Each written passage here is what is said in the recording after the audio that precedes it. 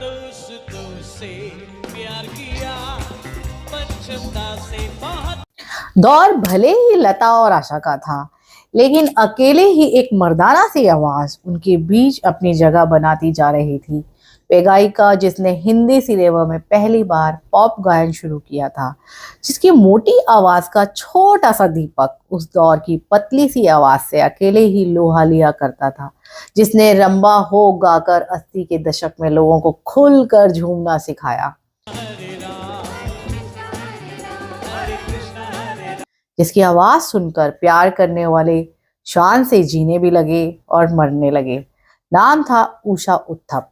मगर इस गायिका ने अचानक से गीत गाने छोड़ दिए थे।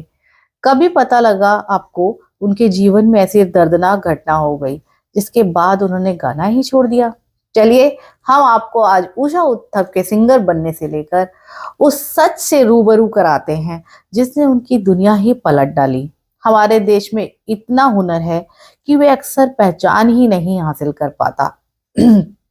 मगर 7 नवंबर 1947 के दिन मुंबई में जन्मी उषा उत्थप के हुनर ने उनको एक पहचान दे दी। जरिया बने थे अभिनेता देवानंद। कैसे, चलिए बताते हैं। मद्रासी ब्राह्मण पुलिस अफसर के घर जन्मी उषा उत्थप को बचपन से ही गीत संगीत का शौक था।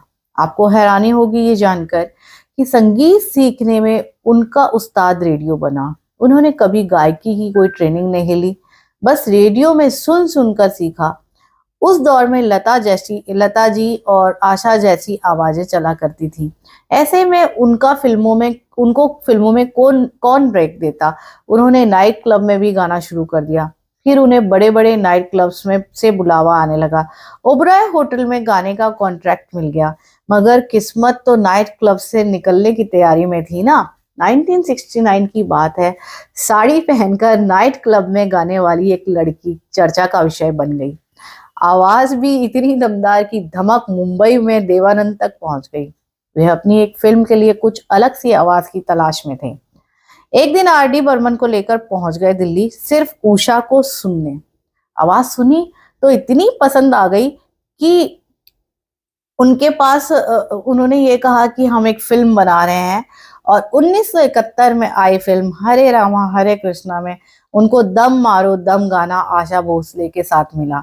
लेकिन उन्हें ये गाना टाइटल सॉन्ग खुद गाना था, लेकिन सिंगर की अंदरूनी राजनीति के चक्कर में फिल्म का टाइटल सॉन्ग आशा भोसले के साथ मिला। उनके हिस्से में अंग्रेजी की लाइन आई। ये गीत इतना मशहूर हो गया कि उषा का नसीब रातों रात में चमक उठा।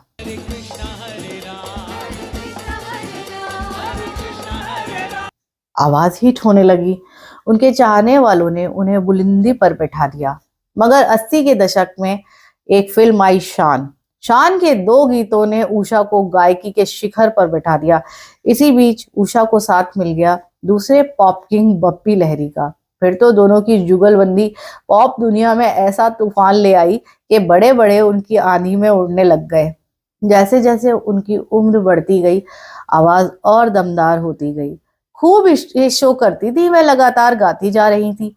साल 2014 तब तक उनके जीवन में सब ठीक चल रहा था।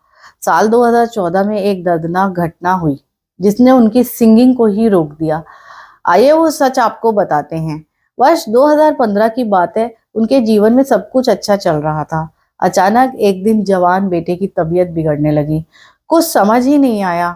डॉक्टर को कुछ शक हुआ तो जांच करवाई। पता लगा कि उनके बेटे की दोनों किडनी खराब हो चुकी हैं। उषा उत्थप के ऊपर तो जैसे दुखों का पहाड़ टूट पड़ा।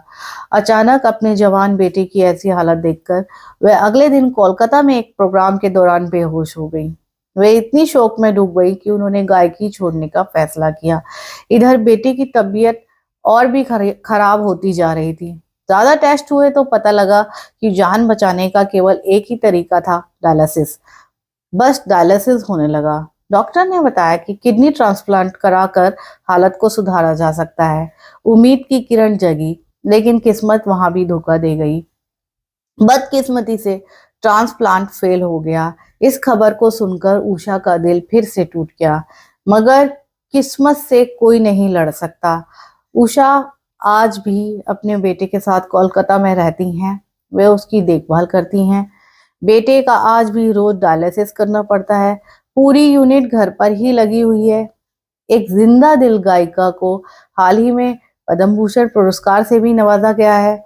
दोस्तों, आपको उषा उत्तप की आवाज कैसी लगती थी? उनका कौन सा गाना आपको सबसे पसंद था? आप हमें कमेंट कर जरूर बताइएगा और आगे के लिए अपना ध्यान रखिए। बहुत सारी मोहब्बतों के साथ, नमस्कार।